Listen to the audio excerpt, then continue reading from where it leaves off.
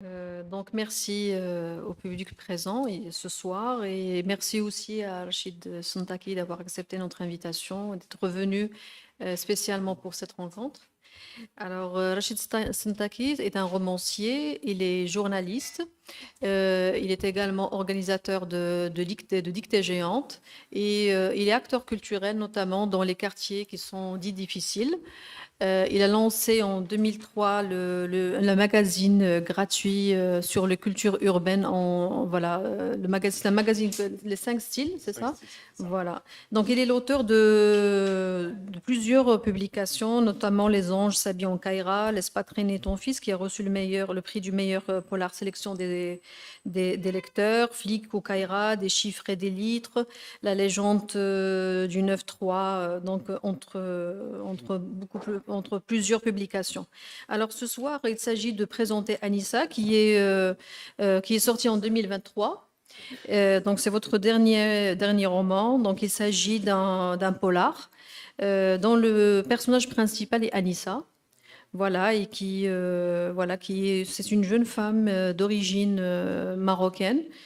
Voilà, si vous pouvez nous donner un peu plus de détails sur ce personnage. En fait, je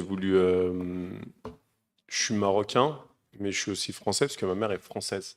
Mhm. Et elle-même, elle est métisse aussi puisque son père, il a fait la guerre, la guerre pour la France. Donc, il est resté dans le Nord. Et ce sujet de double culture, d'identité m'intéressait. Et je voulais le faire porter sur un personnage que je voulais pouvoir vivre, évoluer longuement. Donc la démarche d'Anissa, d'abord le personnage c'était ça. C'était un personnage entre deux cultures. Et peut-être contrairement à moi, c'est que ce personnage-là, euh, il se sent plus français que marocain. Et le livre finalement va montrer comment elle va passer par tout un chemin ou une quête où elle va être en quête de son identité entre guillemets. Mhm. Donc ça c'est le concernant le personnage. Et après peut-être que je vous expliquerai comment j'ai été récolter toute cette matière puisque Anissa, le début du livre, c'est un personnage qui perd son père Mhm. après une interpellation de personnages qui voulaient commettre, en tout cas, qui soi-disant voulaient commettre un attentat en France. Et, euh, et la matière, en fait, à un moment, elle est amenée à être en infiltration au CAIR. Mhm. Ce qu'on appelle le CAIR, en fait, c'est un dispositif qui a été mis en place en détention. Ça s'appelle le quartier évaluation radicalisation. Ce sont toutes les personnes qui sont en détention pour des faits de terrorisme qui vont être, entre guillemets, comme évalués. Moi, j'ai eu l'occasion, c'était improbable, de mener des ateliers au Caire. J'étais un des seuls auteurs à intervenir au Caire. Et au départ, évidemment, forcément, j'avais des a priori, je voulais pas le faire. On a un peu insisté et je me suis rendu compte que j'avais eu des a priori sur des gens finalement qui étaient sensibles à la culture et qui n'avaient pas forcément accès à la culture. Donc il y a cette matière-là et il y a ce personnage. Et voilà comment Anissa est née. D'accord. En fait, Anissa, elle est agente de police, mais elle est née dans une cité à la Seine-Saint-Denis. Exactement. Donc, c'est un personnage qui est très complexe et qui vit ce dilemme entre ses origines et son métier. Voilà, c'est aussi c'est un personnage qui est très complexe parce il va être perturbé après le décès de son père, alors que son père, il a toujours été absent en fait. Il n'a Exactement. jamais été présent, il était violent, mais quand même, dès le départ, dès le début du roman, il y a ce retour au Maroc, il y a ce retour vers ce père qui n'a jamais été là, en fait. Alors, est-ce que c'était important dans le roman, ce retour au Maroc, c'est-à-dire le retour et c'est un bon retour en plus, vers l'attente, vers Marrakech, vers la famille. beauté du Maroc, parce qu'il est décrit d'une manière assez douce. Est-ce que c'était important pour la trame du roman, ce retour? Bah, je pense que c'est aussi un retour qu'on vit tous finalement quand on est marocain ou quand on est éloigné de notre pays. En fait, c'est comme un élastique. Donc même si elle a entre guillemets, on voit qu'elle s'est impliquée dans son travail, ça reste un métier de toute façon. Quand on travaille pour la DGSI ou pour des services, parfois ça peut être aussi le travail, ça peut être un moyen de se réfugier, comme on pourrait avoir des addictions, d'autres addictions. Donc son retour au Maroc, forcément, c'est aussi un retour aux racines et c'est un retour à ses origines. Donc forcément, ça peut pas être quelque chose je dirais, de négatif pour elle. Mais qu'effectivement, ça raconte aussi qu'on a beau fuir d'où l'on vient, on y repassera toujours. Et quand on se retrouve dans ce qui est notre berceau, forcément, ça réveille plein de choses et ça peut être, ça bouscule. Et c'est ce qui arrive à Anissa. Mhm. En fait, c'est aussi un personnage qui, dans ce retour, donc il va revenir au père, il va revenir à la tante, il va faire la connaissance de Amir, qu'elle va aimer, mais dans cette nouvelle vie, dans ce retour, elle va être surexploitée, exploitée par son métier, par son entourage, y compris par Amir. Est-ce que cette femme, donc ce personnage de Anissa, qui est d'origine marocaine, qui vit en France, qui a grandi dans une cité, est-ce qu'il est l'image de la femme qui vit dans la cité? Est-ce qu'elles sont en souffrance? Est-ce qu'elles sont surexploitées par l'entourage? Mais elle l'est pas parce elle a grandi dans cet environnement, mais elle a trouvé un métier dans lequel elle s'épanouit. Après, le problème de son métier, c'est que le métier, il est psychologiquement et même en termes d'identité, il est troublant par rapport, il fait aussi écho à sa situation personnelle. Donc elle n'est pas forcément, c'est pas la caricature de la femme en cité. C'est juste quelqu'un qui est passé par cette case-là, qui a évolué, qui a trouvé un métier qui s'épanouit, mais qui est rattrapé encore une fois. Autant elle est rattrapée par son berceau, le Maroc, et à travers sa relation avec son père, que la cité où elle n'a plus aucun lien. Et elle est rattrapée aussi par notamment Amir. Il est épanoui dans son métier, c'est pas ce qu'on ressent vraiment, Non, parce que non, parce qu'elle souffre des collègues, bien sûr. il est mis à l'écart, il a un rapport assez conflictuel quand même avec ses collègues, et notamment ceux où ils sont issus de l'immigration, où ils sont, voilà, donc entre Alors, eux, il vit quand même une souffrance, elle est même en dans le, ouais, souffrance ouais, même dans le au cadre moment dans le livre, en professionnel. fait. Parce qu'entre guillemets, dans l'idée du scénario, dans le livre, c'est que tout son monde s'effondre. Et on a un personnage qui est constamment en doute, et surtout elle est en doute par rapport à son métier, parce qu'elle se dit, elle a tout donné pour ce métier. Et Exactement. finalement, elle se pose des questions de se dire, mais est-ce que mes origines, est-ce que mes convictions posent problème? Et ça, on le prend en cours. Mais avant ça, elle a quand même réussi à évoluer, elle a travaillé. Mais au moment où on trouve ce personnage-là, bah forcément, c'est un moment où c'est un moment de doute. Et forcément, au travail, au sein des services, elle se pose des questions. Elle est acculée. Donc ça fait partie aussi Mhm. de ce qui permet de pousser le personnage dans ses retranchements. Effectivement, on sent qu'elle est toujours. D'ailleurs, c'est ce qu'elle dit. Elle est toujours. Elle cherche des repères. Elle cherche un peu partout dans son métier ou même enfin, dans la communauté. Exactement. D'ailleurs, quand on parle de communauté dans le livre, donc on dit il y a des propos comme servir la communauté, vivre. Dans ce livre, la communauté, il veut dire quoi exactement pour les personnages? Alors, pour elle, la communauté, c'est forcément une communauté liée à la religion. Donc, comme on pourrait l'avoir, il y a cette idée de refuge pour elle. Parce que c'est un moment où elle se rapproche, elle, de la communauté. Mais ça, c'est pas très long, entre guillemets, hein. Mm. C'est que c'est en fait finalement un refuge à toute la souffrance qu'elle a et les doutes qu'elle a au travail, et puis qu'elle a en interne aussi par rapport à son histoire et au décès de son père. Mhm. Dans les personnages, j'ai remarqué que la majorité des personnages sont jeunes. Et ceux qui sont plus âgés, ou donc ils meurent, ou ils disparaissent. Est-ce que c'est une manière de dire que c'est une jeunesse qui est livrée à elle-même? Parce que presque tous sont des jeunes qui vivent ensemble, qui font la trame du roman, et il n'y a personne pour les guider. Ils ont tous, il y a quand même ce sentiment qu'ils cherchent tous des repères. Alors, ça c'est intéressant comme question. On est dans un roman policier. Les autres, ils n'étaient pas intéressants. Non, c'est pas ça. Mais dans la question, c'est de se dire, est-ce que justement, pour avoir un équilibre, je vais montrer une jeunesse qui va équilibrer avec l'autre jeunesse ou pas? Et c'est pour ça que je dis que c'est intéressant parce qu'on se dit, en fait, l'angle dans ce livre, c'est comme si c'était une journée de pluie. Tout est sombre. Donc les Oui. personnages, les jeunes qu'on a, ce sont des jeunes aussi qui ne représentent pas toute la jeunesse. C'est c'est une partie. Mm. Et cette partie, elle correspond, ça alimente aussi le point de vue d'Anissa. Donc, c'est pas forcément. Ce qui est important, c'est que ça ne représente pas toute la jeunesse. Si on va en détention, si on voit l'environnement d'Amir, bah forcément, c'est un environnement qui est semblable à ce personnage. Et forcément, il est un peu abîmé, en recherche, en quête. Donc attention, c'est pour ça que je disais que c'était intéressant, ça ne représente pas toute la jeunesse. Aujourd'hui, en France, on a une jeunesse qui est complètement différente. Il peut y avoir des jeunes épanouis, d'autres moins, d'autres pliés. Après, on a quand même une société qui est qui a pas mal de clivages. Mais cette jeunesse, en tout cas celle de mon roman, ne représente pas la jeunesse dans son intégralité. Ouais. Et pourquoi ce choix de représenter cette jeunesse qui est vraiment qui est violente, qui est perdue, perturbée, pourquoi il y a pas c'est-à-dire un personnage différent? Pourquoi il n'y a que cette jeunesse qui est agressive, qui est Ben, négative, qui est perdue? c'était le sujet quand j'ai commencé à écrire mes romans. De manière générale, on me demandait mais pourquoi tu fais des romans policiers, des romans noirs, des romans qui sont violents.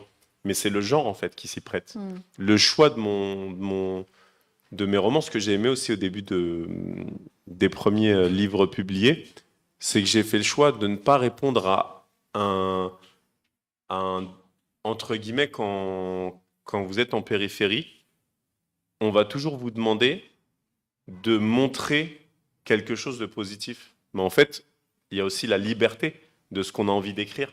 Et quand j'ai commencé à écrire mes romans policiers, le traitement en France de la banlieue, il est paradoxal parce qu'on va toujours vous dire, en fait, il y a un enjeu politique autour de la banlieue.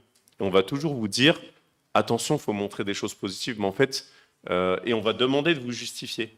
Or, si on prend des polars américains ou Audiard ou d'autres gens, on va pas leur demander de se justifier, on va les laisser libres. Et moi, dès le départ, quand j'ai commencé à écrire mes romans, j'ai décidé de faire que des romans sombres, des romans sans solution, sans issue. Donc quand vous me lisez, prenez des antidépresseurs et vous allez rentrer dans un univers où c'est sombre. Mais après, ça correspond au genre, justement. Et exemple, hein, dans mes prochains projets, en tout cas un projet qui me tient à cœur, je vais pas du tout faire du roman policier, mais parler des calèches de Marrakech. Parce que mon père était chauffeur de calèche. Et en fait, il a à la maison, en fait, dans la maison familiale, on a la calèche du Sultan El Glaoui, qui est une pièce de collection. Et de raconter une histoire sur un héritage, sur un patrimoine aussi d'une ville, ça, c'est encore un autre genre. Mais pour le coup, là, dans ce que j'écris ou je décris, c'est pas du tout la même chose. Donc c'est vrai que c'est un parti pris de ma part d'avoir été dans une démarche de me dire, bah, quand j'écris des romans policiers ou des romans noirs, je m'affranchis comment dire, du côté bien pensant. Je le fais avec ma liberté. Au début, c'est vrai que c'était osé parce on a toujours, on peut être décrié, mais je l'ai fait, je l'ai assumé et jusqu'à ce jour, ça ne pose pas de problème. Et c'est vrai que c'est toujours délicat de se poser la question, mais pourquoi tu montres, pourquoi tu vas écrire ou décrire des personnages sombres, etc. Et en fait, c'est juste un choix et on est libre de pouvoir le faire.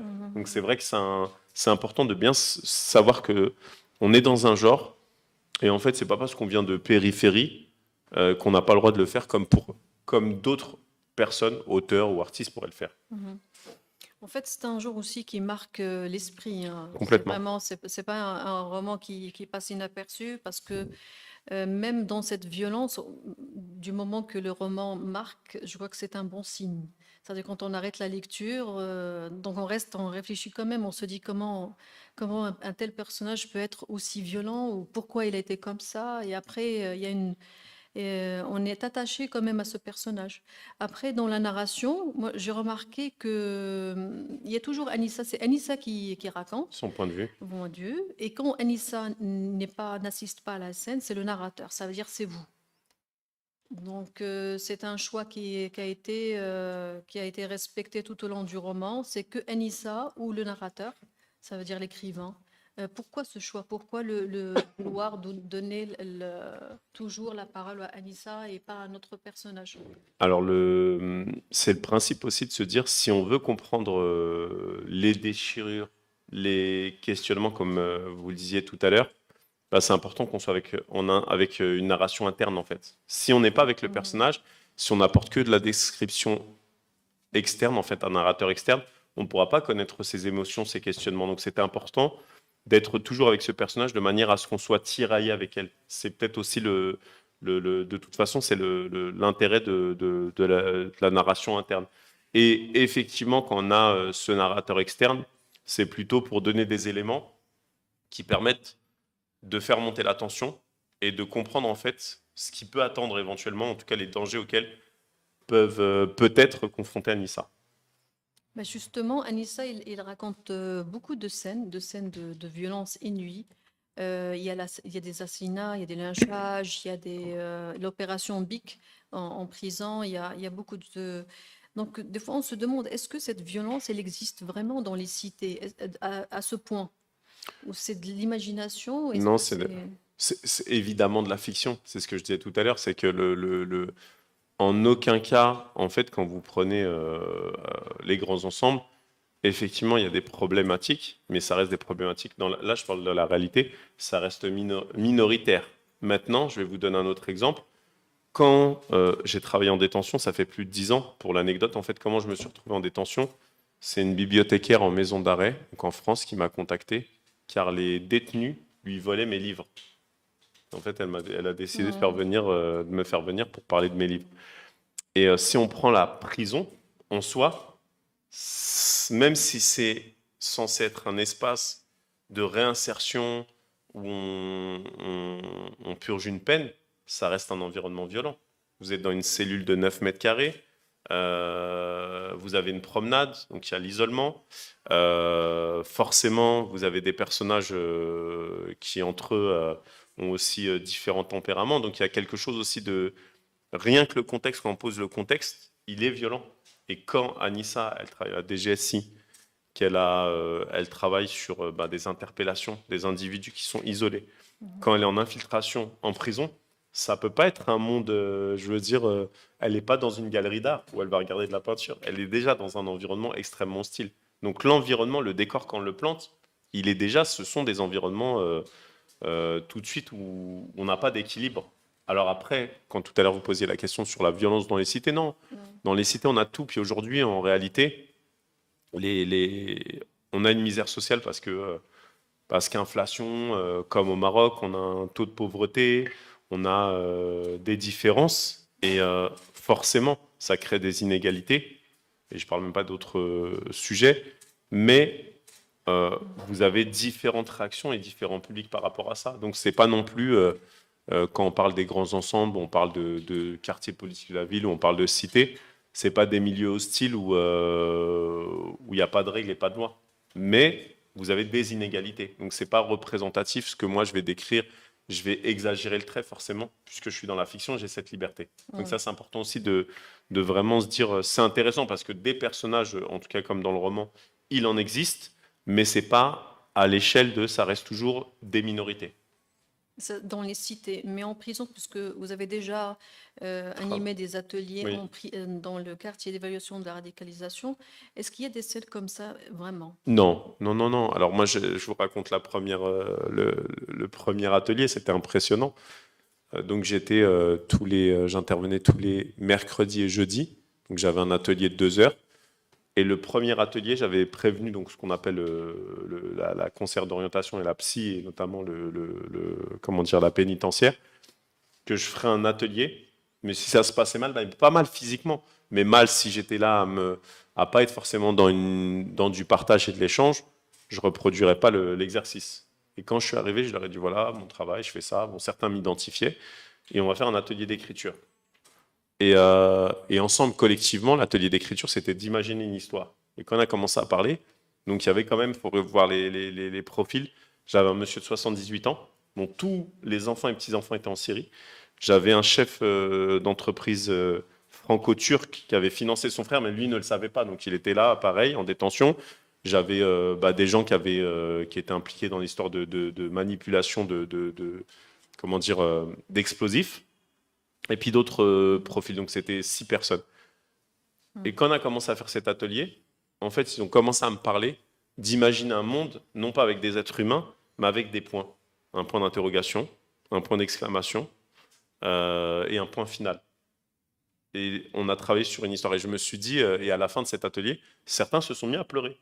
Mais à pleurer parce qu'en fait, imaginer une histoire, se dire, on a un espace. Et c'était complètement en aparté. Je me suis dit, mais c'est fou parce que la culture, finalement, d'imaginer, de construire une histoire, d'échanger, de sortir complètement d'un cadre où vous avez une pression, vous attendez votre jugement, alors vous êtes là pour des faits de toute façon, vous avez été jugé, et d'avoir cet espace, ça crée autre chose. Donc c'est pas du tout à l'image des personnages qu'on peut avoir. La seule chose, c'est que moi, quand je disais j'ai forcé le trait, c'est que forcément, il y a une forme d'exagération dans mes personnages pour faire monter la tension. Mais en réalité, ceux que j'avais aux ateliers, bah, c'était un espace où on voit la culture. Tout à l'heure, on en parlait. Je disais que la culture, souvent, on a l'impression que c'est pas une nécessité. Parce que la première chose à laquelle on pense quand on vient d'un milieu modeste, c'est d'abord de se nourrir avant de penser à la culture. Mais après s'être nourri, on se rend compte aussi que la culture, elle nous nourrit. Elle nous permet de rencontrer des gens, nous épanouir, nous découvrir, etc. Et c'est ce que finalement, dans ces ateliers, je faisais. Donc, avec des individus à l'opposé de ce qu'on peut avoir dans mon livre. Mais j'ai utilisé toute cette matière pour justement la fictionner. D'accord. Et pour revenir à la jeunesse, donc les jeunes dans ce roman en fait, n'ont aucune perspective d'avenir. Ils croient plus au paradis qu'à l'avenir. Bien sûr. C'est même, c'est-à-dire Anissa, quand elle est tombée amoureuse, elle considère que l'amour est une poison. C'est une jeunesse qui, enfin, tout est noir.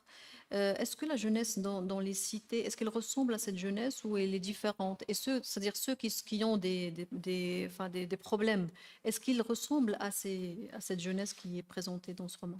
Je pense que dans la jeunesse, je parle dans la jeunesse, il y a je dirais, il y a deux lignes de lecture à voir. Il y a la première, dans sa globalité, on a une jeunesse qui est différente et variée, avec forcément des caractères complètement différents. Et je pense que la jeunesse, c'est l'avenir. Ça, c'est une première chose. Donc, avec des gens qui ont des environnements favorables pour s'épanouir, d'autres qui ont une résilience et d'autres qui abandonnent. Donc ça, c'est, je dirais, le constat que je peux faire de ce que je vois. Donc on a une jeunesse assez variée. Maintenant, dans la jeunesse en souffrance ou face à des difficultés, là aussi, on a plusieurs jeunesses. En fait, on a celles et ceux qui vont vouloir faire du mal aux autres, comme en tant qu'individu, ce qu'on peut avoir aussi chez les adultes. On va avoir celles et ceux qui vont se replier, celles et ceux qui vont s'autodétruire. Donc on a aussi, même dans les gens en souffrance, on a plein de profils. Et chez les jeunes, c'est aussi ça. C'est de se dire, c'est déjà leur caractère. Les caractères, même déjà quand on est enfant, on le voit. Donc même dans les jeunes en souffrance, on a différents profils. Et là, je travaille aussi avec la protection judiciaire de la jeunesse sur des ateliers. Alors parfois, on a des jeunes qui se miment pour appartenir au même groupe, ils vont faire la même chose, ils ont les mêmes codes. Donc il y a une forme de mimétisme et ça empêche l'individu individuellement de s'affirmer. Donc pour se protéger, pour qu'on n'aille pas toucher à leur intimité, ils restent et ils se font c'est comme s'ils étaient anonymes. Ils forment un groupe, ils vont avoir des codes, mais ça va rester opaque. Et en plus, je fais une digression, c'est que j'ai écrit un livre qui s'appelle Laisse pas traîner ton fils, où je faisais un parallèle avec la violence qu'on peut retrouver en France chez certains jeunes et qu'on retrouve aussi au Maroc, et notamment à travers les réseaux sociaux, l'ultra-violence. Donc je pense que là, on a une jeunesse qui, pour se protéger, quand elle n'a pas des gens pour les accompagner, leur transmettre, etc., bah, elle va tout simplement se voir et se projeter et se comporter comme les publics qui lui ressemblent. Pour la langue qui est utilisée dans le roman, il y a le français, il y a quelques mots en arabe, comme l'arhmo, nacheta, et après il y a le verlan des cités. Comment vous avez vécu cette expérience et ce choix de la langue? J'ai essayé de ne pas trop abuser du langage familier. J'ai essayé avant, dans mes premiers livres, je pense que j'exagérais, mais j'ai commencé mes premiers livres, ça fait déjà maintenant pratiquement 15 ans. Donc forcément, aujourd'hui j'en ai 50, j'avais un autre rapport à la langue. Là, j'ai essayé de faire quelque chose en termes de langue ou de registre de langue, quelque chose qui soit plus ou moins équilibré. Pour pas que ça soit non plus... parce que parfois, des jeunes, quand ils parlent entre eux, c'est très codé et c'est limite incompréhensible. Donc j'ai Ouais, essayé ouais. de faire quelque chose d'universel, mais avec la petite touche qui va singulariser les personnages. Mhm. C'est vrai qu'on, c'est léger, mais ça marque quand même un tout petit peu le parler de certains personnages. Après, il y a aussi, il y a une immersion dans le milieu des djihadistes. Mhm. Donc, comme il y a des mots comme le hijra, le hijra, c'est-à-dire le départ vers la Mhm. Syrie. Il y a les révolutionnaires d'Allah, il y a les kuffars. Donc, c'est une immersion. Et pour écrire, donc pour réussir cette immersion, comment vous avez fait? Comment déjà, est-ce que c'est-à-dire les djihadistes, est-ce que ce sont les termes qu'ils utilisent? Et comment vous, en tant qu'auteur, vous avez utilisé ces termes pour vraiment et pour que cette immersion Bah, j'ai soit pris. réelle? D'abord, j'avais déjà beaucoup travaillé sur le sujet, notamment pour Canal+, à l'époque d'une série qui n'a pas abouti.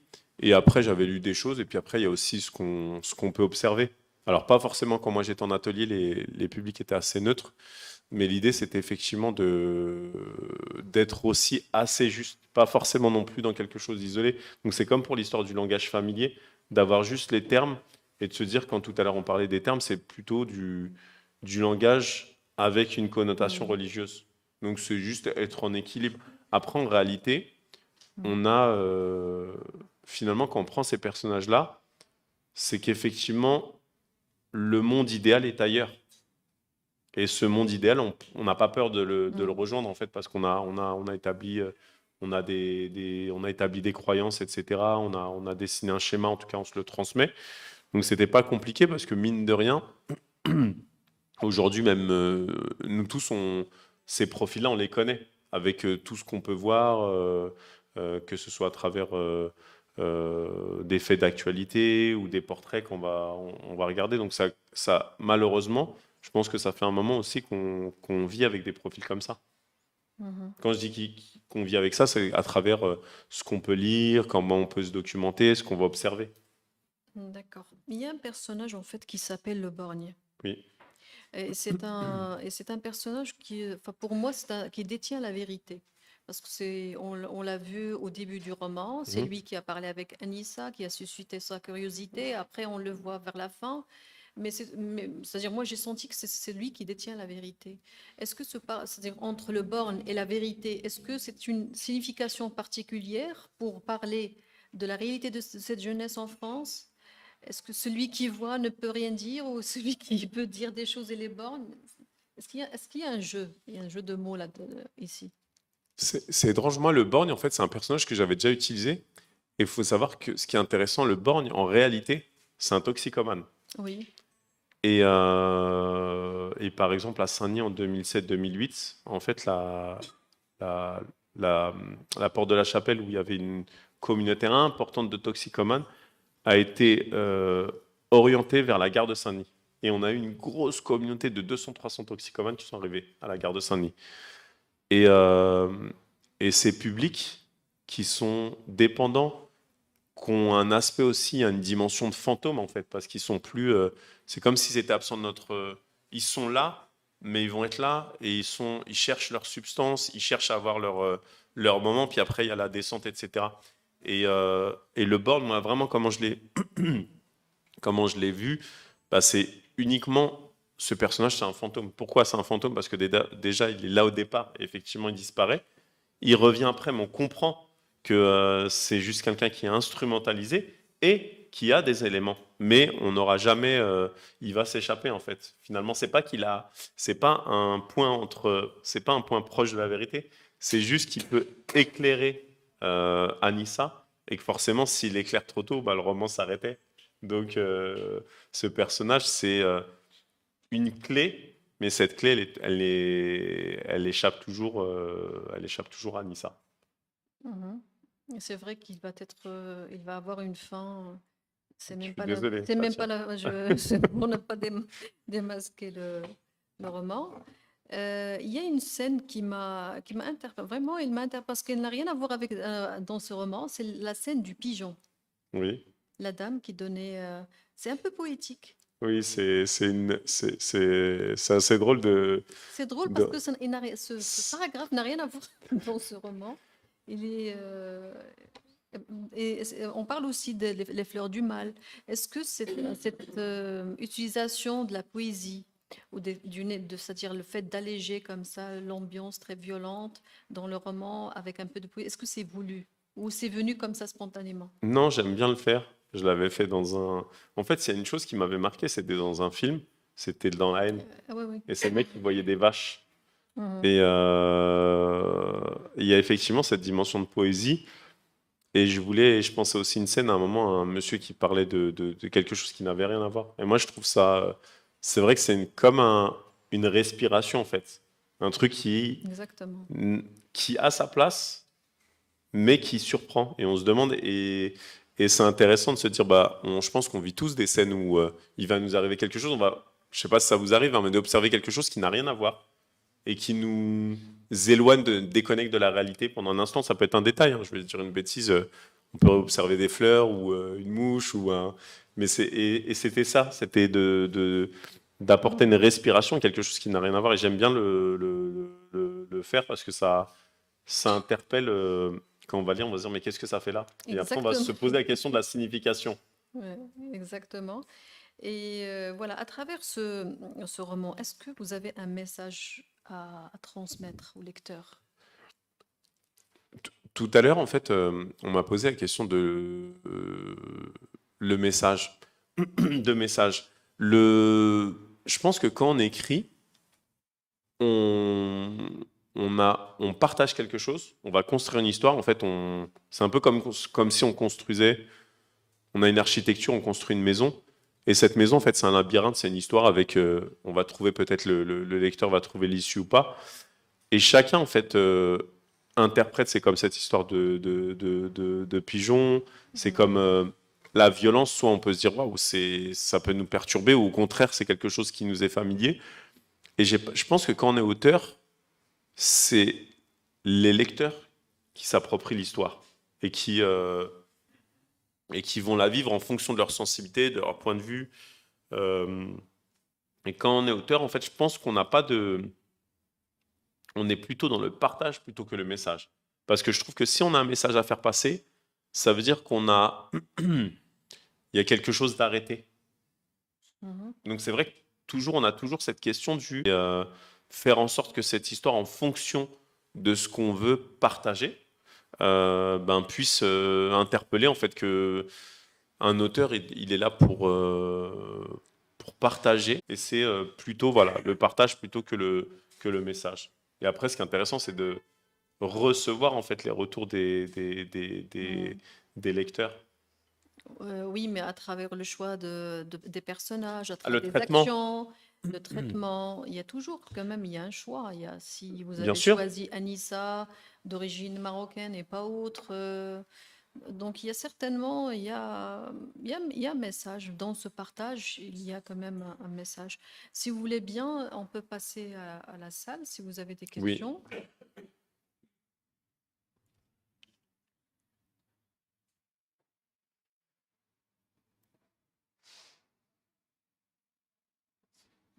Oui.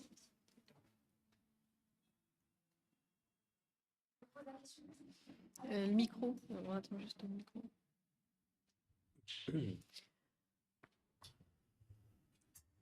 Alors, bonsoir. Bonsoir. Merci pour cette présentation. J'aurais une question, parce que vous avez beaucoup parlé concernant la fiction dans vos livres, et apparemment vous aimez écrire de la fiction. Est-ce que vous voyez dans le futur écrire des romans plutôt différents, de genres différents en fait, ou bien des trucs qui sont vraiment sur la réalité, parce qu'il y a tellement de choses réelles auxquelles il faut savoir, enfin, à mon avis, en tant qu'auteur, ou faut s'y intéresser, je pense. C'est une question. Oui, non, pas de souci. Je parlais tout à l'heure de ce qui me tient à cœur là j'ai déjà bien avancé sur ce texte, c'est l'histoire familiale de la calèche et qui est alors j'ai pris le prisme de la fiction forcément, mais qui est proche de la réalité. Et c'est une autre tonalité. C'est complètement différent de ce que je peux faire. Après, c'est en fonction de... Je pense que finalement, ces fictions, cette violence, cette accentuation, elle est volontaire parce que c'est un environnement dans lequel, quand je dis dans lequel j'ai grandi, j'ai pas vécu ce que mes personnages vivent. Je trouve que j'ai quand même, entre guillemets, je viens d'un environnement relativement privilégié. Mais jusqu'à présent, en fait, c'est comme souvent on dit quand un auteur il parle toujours de la même chose, c'est qu'il essaie de s'en extraire. Et le côté fiction et violence, c'est peut-être quelque chose qui était récurrent. Et aujourd'hui, j'ai peut-être un autre regard, une autre approche. Après, c'est quelque chose que j'ai beaucoup aimé, avoir cette liberté de pouvoir faire cette fiction, ces fictions et ce traitement. Mais effectivement, oui, assez naturellement, en fonction des envies, je m'éloigne de ça, mais c'est parce que c'est l'occasion de vouloir raconter les calèches de Marrakech, de parler de l'héritage, de l'histoire familiale qui m'amène à ça. C'est pas forcément un truc de me dire, tiens, je veux m'émanciper de ça, j'en ai marre. Non, ça se fait de manière organique. Merci.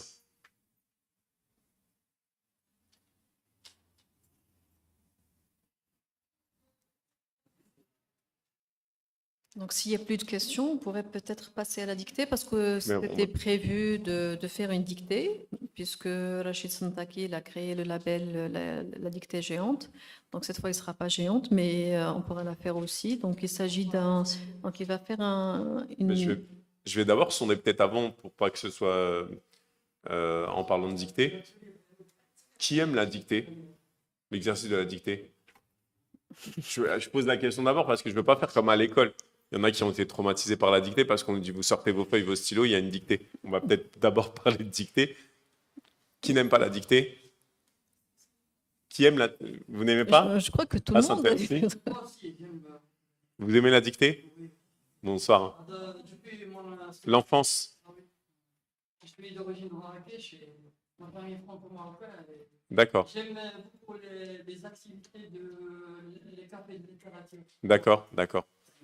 Alors, la plupart d'entre vous aimez la dictée? Messieurs, bonsoir. Ah, voilà. Et pour quelle?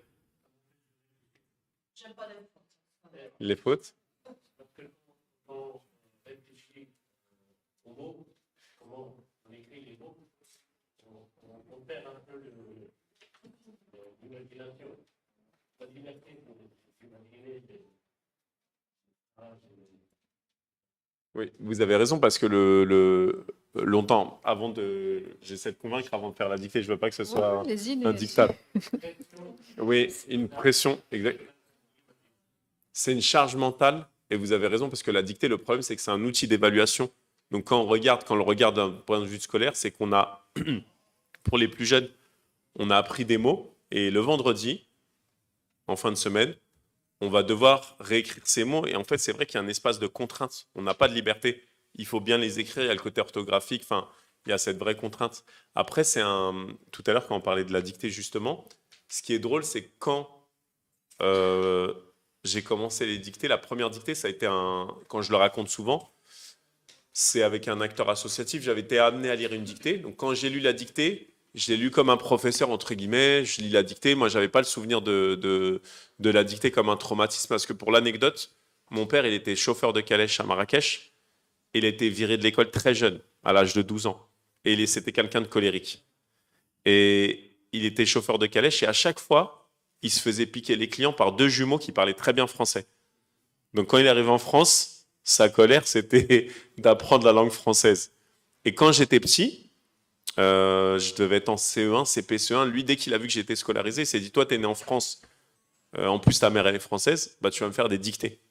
Donc, quand j'étais petit, le samedi, c'était le moment où je suis censé m'amuser. Bah, je devais faire les dictées à mon père.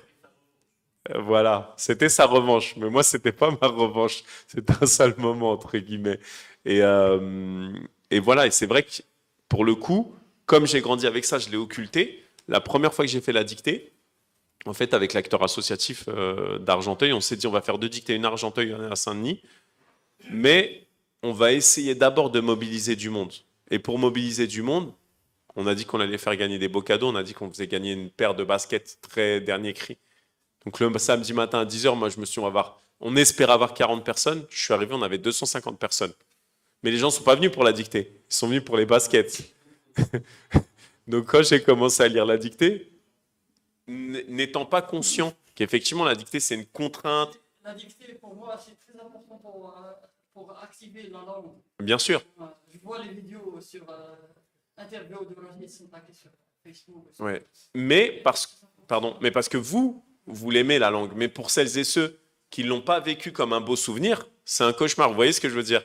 Parce que moi, c'est le même point de vue que vous. C'est que pour moi, la dictée, je ne vois pas ça comme une difficulté parce que j'avais une facilité. Mais pour celles et ceux qui n'aiment pas, justement, Toriel disait tout à l'heure, elle n'aime pas les fautes, ben pour eux, ça, à l'intérieur, en termes d'émotion, ça peut être problématique. Et quand on est arrivé le matin, donc j'ai eu 250 personnes. Comme ils sont venus pour les baskets, bah, j'ai commencé à lire la dictée. J'avais pris un extrait d'Alexandre Dumas, des Trois Mousquetaires. Il y a beaucoup de passés simples dedans.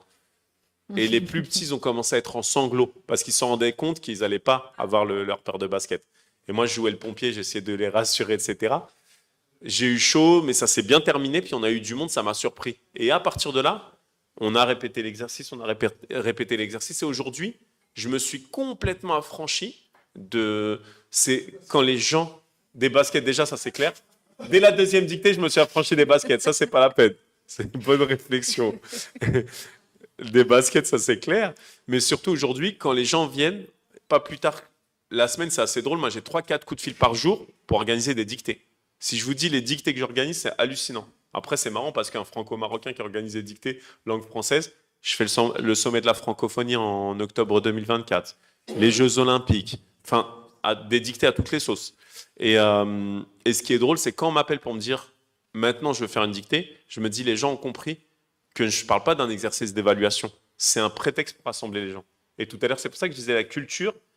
En réalité, quand l'extrait du milieu scolaire, ben, on va faire une expérience, c'est ce que vous disiez, monsieur, c'est que en fait, on va apprendre des mots, on va faire des erreurs, mais on va s'amuser. Et c'est juste ça, en fait, c'est ce qu'il faut. C'est là-dessus où je sensibilise. Donc c'est vrai qu'aujourd'hui, je me dis, depuis la paire de baskets, de l'encre a coulé sous les ponts, et c'est surprenant de voir comment un exercice scolaire qui fait soit qu'on aime, soit qu'on déteste, peut rassembler. Et moi, il m'a vraiment apporté, en fait. C'est assez drôle, c'est ce qui m'a fait Aujourd'hui, je suis plus connu pour les dictées que mes livres ou tout le travail que j'ai pu faire. Donc c'est assez drôle, mais je l'assume, hein, j'ai pas de sujet avec ça. Mais on gagne quelque chose quand même ce soir. Ah, madame, vous n'êtes pas venue pour rien. Je sais pas acheter la paire de baskets, c'est pas bon signe pour moi. Oui, monsieur.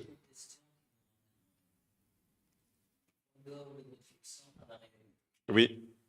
Vu votre expérience dans la cité, la violence, j'ai une question personnelle. Oui, oui. Vous, personnellement, de la violence que la police française réservait à ces hommes-là, dans la vie réelle. Ouais, bah dans la vie, ouais, bah à mon avis, le problème de la police, c'est que on a forcément, il y a deux traitements. Je vais vous donner un exemple. Moi, par exemple, demain, je me fais contrôler par la police. D'avoir les mots ou d'avoir entre guillemets, j'ai bien un statut, on va pas avoir le même traitement que lorsqu'on va se faire contrôler à Saint-Denis dans une cité. Pourquoi? Parce qu'en fait, malheureusement, ces jeunes, ils sont déconsidérés, et le traitement de la police, malheureusement, il y a un sujet de traitement parce qu'en fait, on se permet des choses et on sort du cadre. Et il y a une tension. Et ça, le traitement de la police, il est difficile, mais on a aussi, de l'autre côté, des jeunes qui n'ont plus de limites aussi. Donc il y a des deux côtés. Alors évidemment, on ne tue pas les gens, évidemment, parce que la police, elle représente aussi, elle incarne ça. Quand on parle de République, on parle de protéger la population, mais il y a aussi des conditions qui sont extrêmement difficiles. Donc il y a toujours, j'ai l'impression que c'est deux camps, et je parle des extrêmes, qui sont toujours à la limite.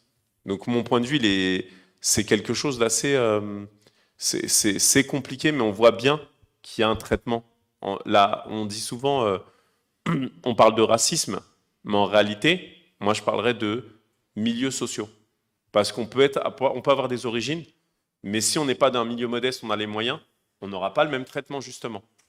Donc je crois que la misère, elle est d'abord, et le traitement, il diffère en fonction du milieu social, malheureusement. Je ne sais pas si j'ai répondu à votre question.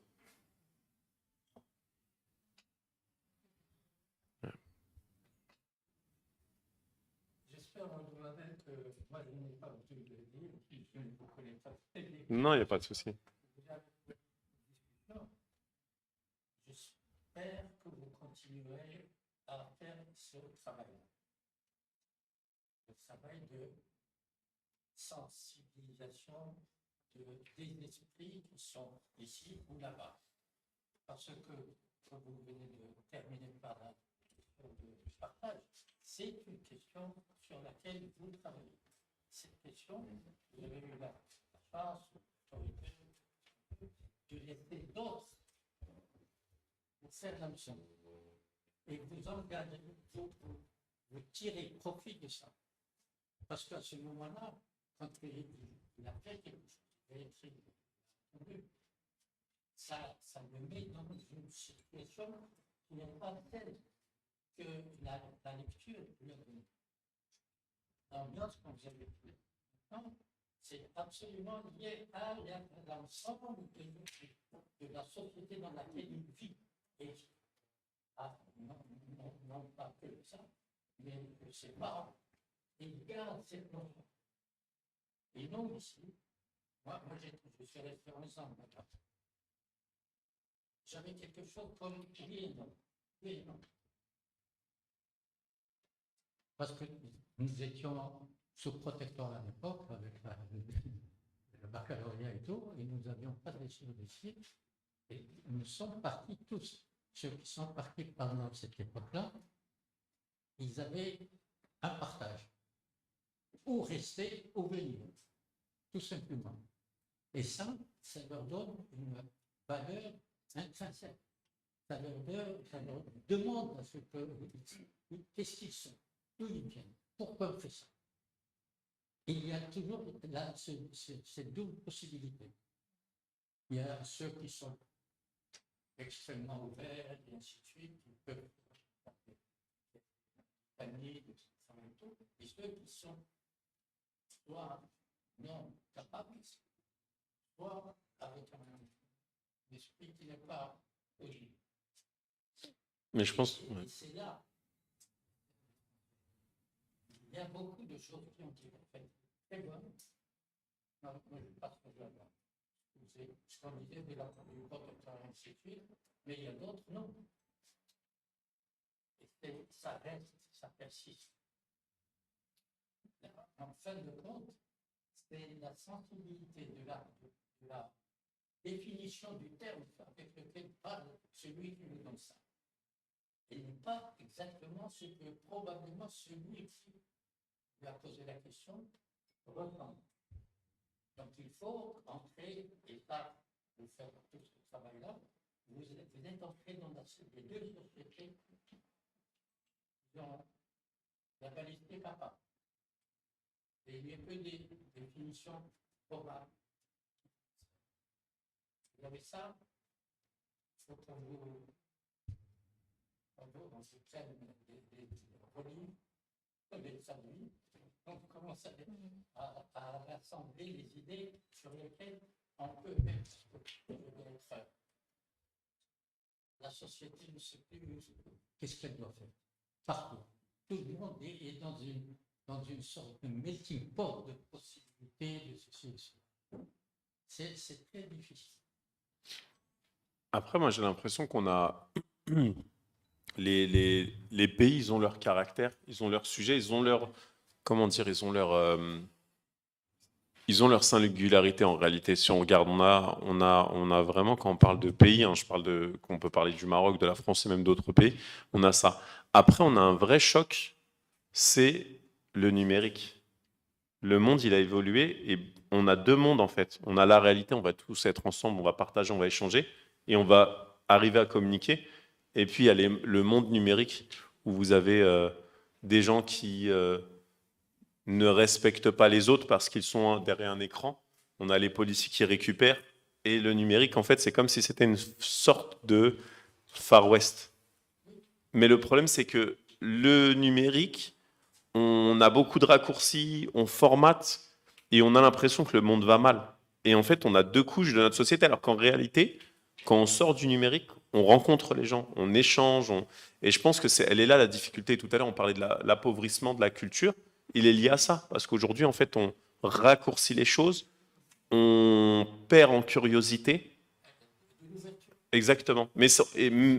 Et on a, et encore une fois, je pense, alors bon, maintenant, en réalité, ça touche aussi, je pense que ça touche tout le monde, mais c'est toujours les plus pauvres qui vont se nourrir du numérique et faire des raccourcis. Et c'est en ça hein, que l'accès à la culture est important.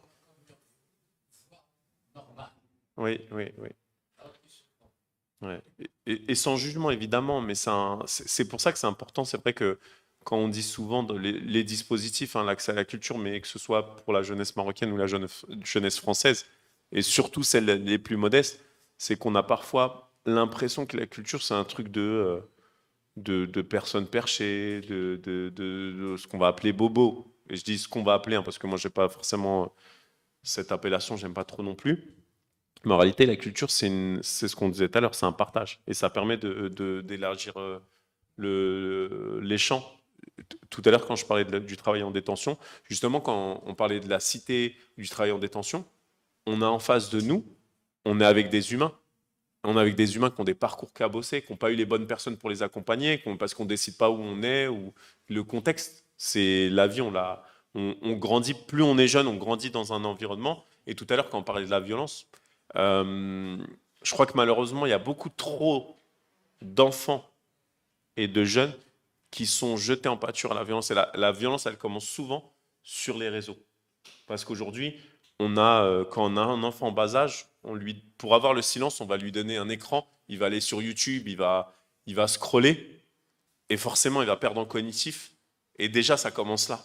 Donc c'est vrai qu'on a une société où on expose notre jeunesse, mais en parallèle, c'est ce que je disais aussi tout à l'heure, Fatia, c'est qu'on a une autre jeunesse qui est accompagnée, on a des parents qui sont conscients de ça, parce qu'en fait, c'est toujours une histoire aussi, un sujet de parentalité.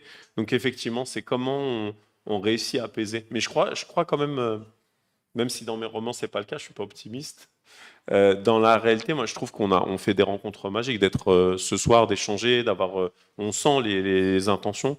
Bah forcément, ça crée du lien, et on sait qu'on a encore, je pense, beaucoup d'espoir, même si on peut se dire l'humain parfois, il a aussi des dérives. Mais j'ai le sentiment que depuis quelques années, on peut être en train de débat, est en train de des émissions culturelles, on invite telle ou telle personne, est-ce que le podium pas etc. Je n'en vois plus. C'est toujours les mêmes personnes. Et le résultat il est où? Quand on est intéressant, on travaille pour rien. Parce que tu occupes le tard. Ouais, c'est intéressant, c'est ce que vous dites. Moi, je le prends à l'échelle, par exemple, si on prend la programmation. Alors, on a des programmations, je pense en France notamment, on a des émissions qui peuvent être qualitatives et qui peuvent sembler élitistes, mais malheureusement, la télévision aussi, elle fonctionne en fonction de l'audience sur Internet. Donc, on reproduit ce qui marche sur Internet en espérant récupérer l'audience d'Internet. Donc, c'est ce qui appauvrit aussi. C'est pour ça qu'on laisse de moins en moins.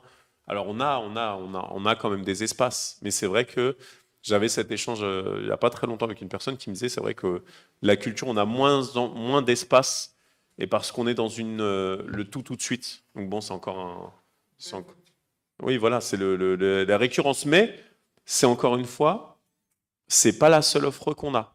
Donc c'est aussi de se dire que malheureusement, je dis souvent, bah, c'est lié, c'est comme tout à l'heure quand on parlait de la dictée, de l'écriture, les mots. Quand on maîtrise les mots, quand on sait communiquer, on est moins exposé, on est moins en danger. On a en fait maîtriser ça nous permet, quand je parlais du champ des possibles, ça nous permet plus de mobilité. Et malheureusement, celles et ceux qui vont se contenter de ça seront les plus vulnérables.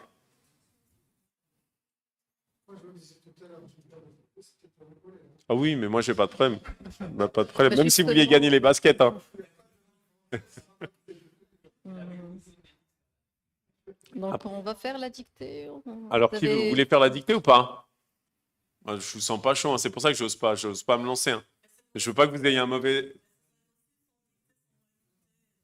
Le texte, oui. Moi, Fatia, je veux pas l'imposer parce que je veux pas laisser de mauvais souvenirs. Dire, ouais, lui, il est venu avec sa dictée, il nous a. Alors, en fait, ce qui est drôle dans les dictées, ah non, c'est que plus vous donnez des mots bizarres aux gens, plus ça leur fait plaisir. Comment? Ouais, c'est exactement ça. Et l'année dernière, j'ai souvent utilisé, j'ai eu le. Je suis en train de chercher le. Voilà. Il est. Ah, faut que je vous raconte ce que j'ai fait en parlant de jeu. Donc l'année dernière, avec une agence de communication, les comités des Champs-Élysées, j'ai eu l'occasion de faire une dictée sur l'avenue des Champs-Élysées. Donc tous les premiers dimanches du mois, l'avenue des Champs-Élysées est fermée. Cette année, on refait la dictée. Et en fait, c'est drôle parce que cette année, on va la faire comme les Jeux Olympiques vont se dérouler. En fait, on va faire des équipes de 4 et on l'a appelé le 4 fois 100 mots. Ça veut dire que vous venez, donc on est 4. Fatia, elle va commencer à faire 100 mots. Ensuite, la dictée s'arrête, c'est moi qui prends le relais. Ensuite, j'ai une troisième personne et j'ai une quatrième personne. Et on fait le total des erreurs de la table. Et celles et ceux qu'on fait, c'est par équipe. Donc, vous voyez, quand vous parlez de jeu, en fait, c'est ça. Après, les jeux, les mots aussi. Ce qui est important, c'est les gens aiment bien apprendre de nouveaux mots et les mots bizarres. Il y a cette dimension-là. Et surtout, se dire, j'ai pas réussi à l'écrire. Alors, plus les mots sont difficiles, plus ça rassure les gens. C'est assez cohérent. Parce que si c'est un mot facile, si c'est des homophones, le on se dit, mince, je suis pas très bon. Mais par contre, si on se dit, c'est un mot, j'ai un mot que j'utilise tout le temps qui est hippopotomonstrosesquipédaliophobie, qui fait 35 lettres, mais ce mot n'existe pas. Comment? Alors, ce mot n'existe pas. C'est un présentateur télé en 2007 qui l'a. Bah oui, mais c'est drôle parce que parfois, j'ai des férus de langue française qui sont totalement, quand on parlait de partage tout à l'heure, qui sont trop sérieux et trop durs. En fait, se dire je connais pas ce mot-là, ça les met en difficulté. Je leur dis non, mais c'est une blague en réalité. Donc c'est vrai que les mots, plus ils sont difficiles, plus ça rassure. Et après, moi, je trouve ça génial parce que mine de rien, tout à l'heure, quand on parlait aussi d'ouverture, se dire pendant 2 ans, j'ai eu une émission sur France Culture, donc ça va recommencer quand même. Se dire, on a un Rachid Santaki à l'antenne qui fait une dictée sur la langue française. Ça aussi, quand on parlait d'ouverture, j'ai trouvé ça quand même génial de la part de France Culture, qui est un peu quand même une radio où c'est souvent des chercheurs, des profs à la retraite, etc. Et ça montrait aussi un changement et quelque part une évolution. Pas que de communication, parce que moi je suis pas un linguiste. En fait, quand je viens faire la dictée, je lis la dictée, je vais chercher la définition de mes mots, l'étymologie. Mais ça montre aussi pourquoi la dictée, elle s'est retrouvée à l'antenne de France Culture. Parce qu'en fait, pendant le Covid, je faisais des dictées. Et j'ai eu beaucoup d'audience. J'avais des gens à travers le monde on était tous confinés quand il y a eu le premier confinement. Et en fait, les gens, ils étaient en famille, ils avaient les enfants. Et il fallait trouver une activité. Et quand les gens se sont passés le mot, ont vu qu'il y avait une dictée, bah, ça a fait des audiences. Et ça m'a amené sur France Culture. France Culture, c'était pas une communication de leur part. Ils se sont dit, mais tiens, il y a un phénomène avec lui. Bah, ok. Et la directrice à l'époque, elle a joué le jeu. Et j'ai trouvé ça, moi, je me suis dit, wow, t'atterris chez France Culture juste parce que tu faisais des lives qui cartonnaient sur. J'ai trouvé ça génial. Et puis finalement, ça s'est installé. Ça a duré 2 ans. Après, il y a eu des changements à la direction. Et là, carrément, la direction de Radio France pour les vœux du Nouvel An me demande de faire une dictée. Donc il y a un vrai... tout à l'heure, dans ce que vous disiez tout à l'heure, ce que je trouve fou, c'est que la dictée maintenant, alors que ça fait partie de la France, elle est utilisée comme les Américains utilisent la fiction aussi pour diffuser ou valoriser leur patrie. Bah, la dictée, ça fait partie du patrimoine français. Et que attention, moi je suis pas. On va enseigner un c'est pas Ah ça, vous me parlez des linguistes atterrés. Moi, j'étais en guerre avec les linguistes atterrés. Ah oui, parce qu'ils m'ont demandé de signer la pétition. Je leur ai dit, parce qu'ils m'ont demandé de signer une pétition en me disant, ça sera plus facile pour les jeunes des quartiers. Donc, vous me dites que simplifier l'orthographe pour les jeunes des quartiers, on les tire vers le bas, mais pourquoi on n'a pas le droit de se dire on peut être excellent en latin, etc. Donc j'étais pas d'accord. Mais les linguistes atterrés sont pas représentatifs, c'est un peu comme ma jeunesse dans les romans, elle n'est pas représentative de représentative de la jeunesse. Donc les linguistes atterrés sont aussi, ils sont On a aussi. une question de Oui, Vanessa. pardon. Oui, désolé. Non, non, pas de problème. Juste avant de passer à la dictée, est-ce que je peux vous demander de lire un ou deux paragraphes, juste pour voir un peu le style Du livre, Voilà. très bien. Pardon Je Vous vais concernez lire. Oui, C'est c'est bon, bon. le pigeon peut-être, le Ah passage oui. du pigeon. Il est là. Il est là, très bien. Donc ça commence ici, Ok, sur un banc. très bien. Merci, On monsieur, va de me vous faire, lire, de me faire réviser ma l'aspect du lecture. pigeon. Merci à vous. Je suis assis sur un banc en face des urgences. Je lâche prise. Je ne cherche plus à comprendre. Une mamie s'installe sur le même banc. Elle nourrit des pigeons et s'exprime avec calme. Elle crée une connexion en me disant que je suis belle. Je la remercie et elle enchaîne aussitôt avec un étrange monologue. Vous savez vous savez, les choses ne sont pas ce que l'on croit. Comment ça, madame? Je nourris ces oiseaux, mais je ne le fais pas pour eux. Je le fais parce que je n'aime pas gâcher la nourriture. Ah, c'est tout à votre honneur, madame. Oui, exactement. Alors que nous sommes devant des dizaines de pigeons, un vélo percute l'un d'eux. Blessé, le pigeon titube, quand tout à coup un corbeau surgit, le saisit avec ses griffes et l'arrache du sol. La femme pousse un cri, la scène est d'une violence inouïe. Il y a quand même de la violence dedans. Ouais, Encore. ouais, c'est vrai. C'est vrai. Merci. Je vous en prie. Un autre paragraphe, c'est bon. Oui, j'aimerais bien. D'accord. Et je te raconterai l'anecdote du pigeon. C'est quelque chose que ma fille a vécu. Eh ben voilà. Euh, Mais je vais prendre un Comme ça passage aussi du Maroc. Non, non, je vais prendre un passage justement quand elle est. Voilà. On va faire la promotion. Pas de la place, c'est déjà cramé, mais on va de la cuisine. Euh, Ayoub connaît du monde. Des commerçants l'interpellent par son prénom ou son surnom, le costaud. Il traîne en s'amusant et en gardant toujours un œil sur moi. Notre promenade, qui a duré 1 heure, prend fin et nous retournons chez ma tante. Elle a préparé un copieux repas. On dévore un tagine. Les légumes fondent sous mon palais. J'apprécie ce moment en famille et j'en savoure chaque instant. Ma tante m'interroge sur mon travail. Je lui réponds que c'est la routine. Elle ne sait pas ce que je fais, juste que je travaille pour la police. Ma tante sert mon père qui ne peut même pas tenir une fourchette. Il est différent, moins colérique et semble si vulnérable. Il ne dit rien, juste un signe de la tête pour me dire mange. Installé dans la maison familiale de Babkala, on profite de la cour, mais la chaleur nous atomise. Le mari de ma tante écoute en boucle Keltoum. J'observe chaque membre de la famille et mon regard croise celui de mon père. Après le 2e repas, j'ai le ventre ballonné et je prépare la valise de mon père. J'y mets ses papiers, quelques vêtements et tous les documents médicaux. J'aide ma tante à lui faire ses besoins, c'est étrange. Je vois ses parties intimes, il est penché, épuisé, presque un étranger. Quand j'aide ma tante à ranger, elle prend son air grave, elle lâche ces mots qui me giflent. Ton père va mal, il n'est pas en forme, il faut que tu t'occupes de lui. Merci. Ouais, merci. Je suis en train de chercher mon texte de la dictée que je t'avais envoyé. Une question. Oui, pardon.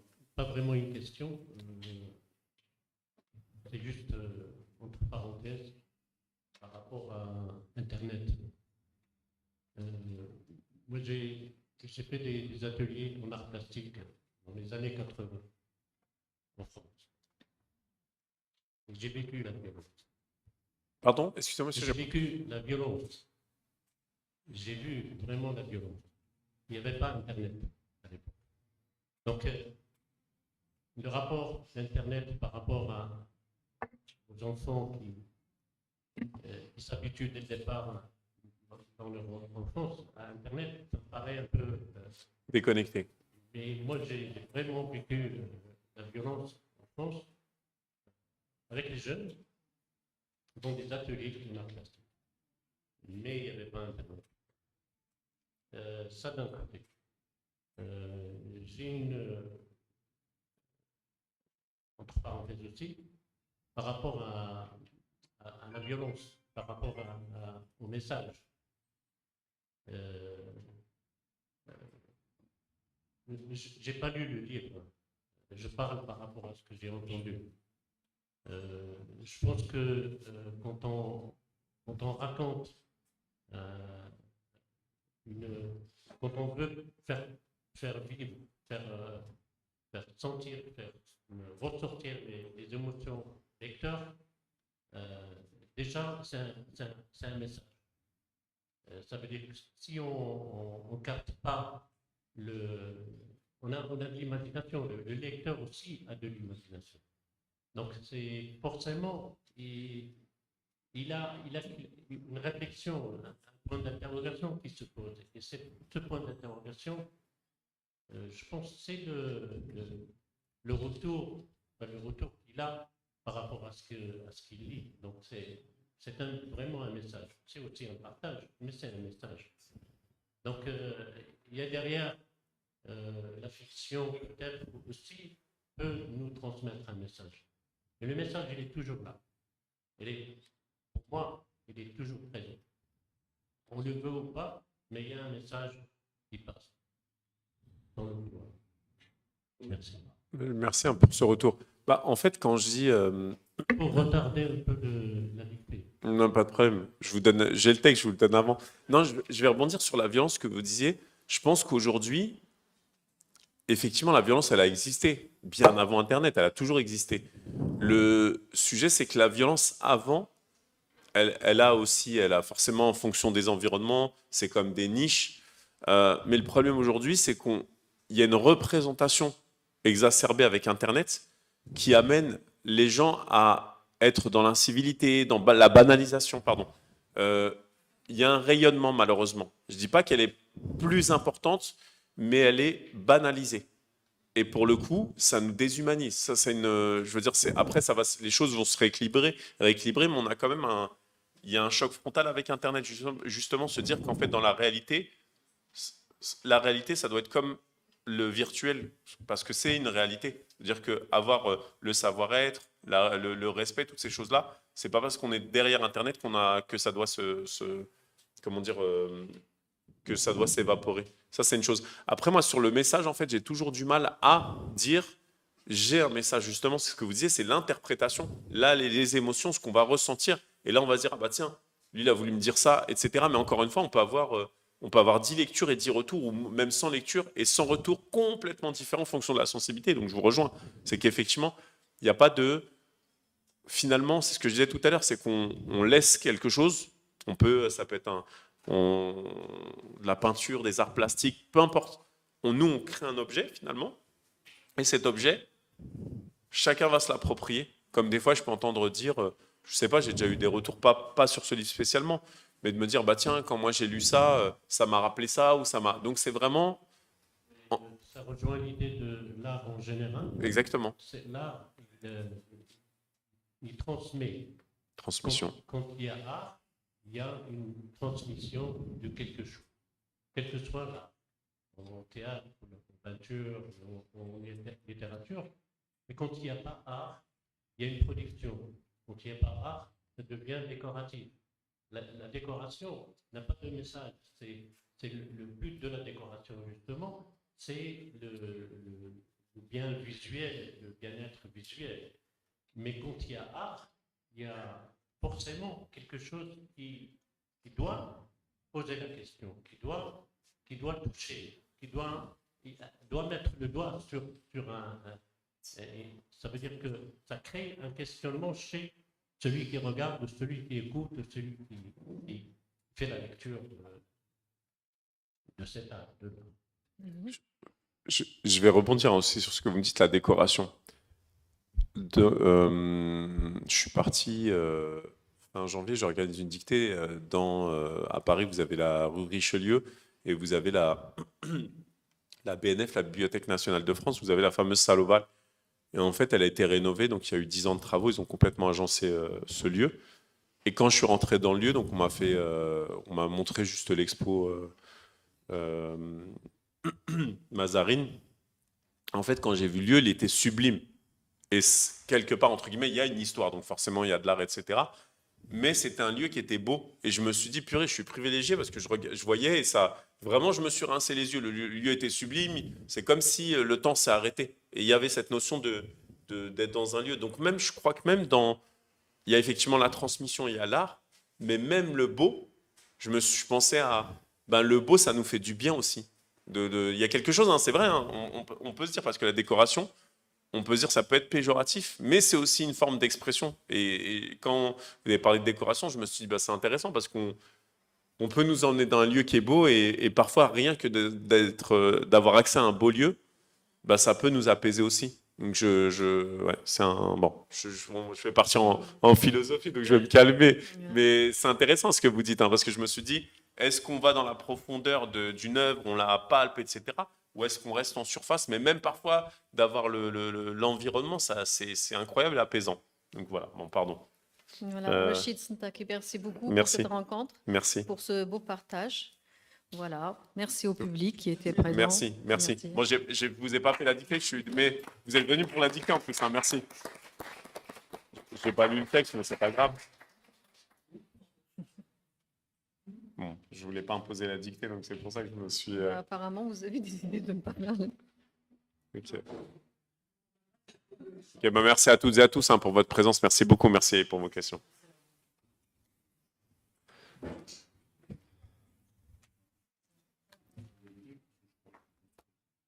Bah, le livre, j'en ai quelques-uns.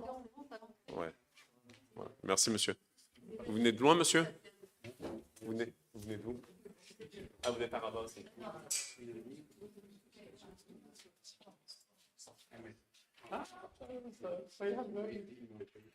c'est bon. Vous êtes de ta famille, c'est une amie. Ah, bah ouais, ah oui, bah oui, je se connais bien, mais là, c'est marrant, c'est gentil, ça part. Ah, le monde est petit. Ah, bah, ils sont d'Agadir. Ah, oui, ah, super, bah, ça peut être. Ah, bah, super, ah, c'est très gentil. Et vous êtes monsieur?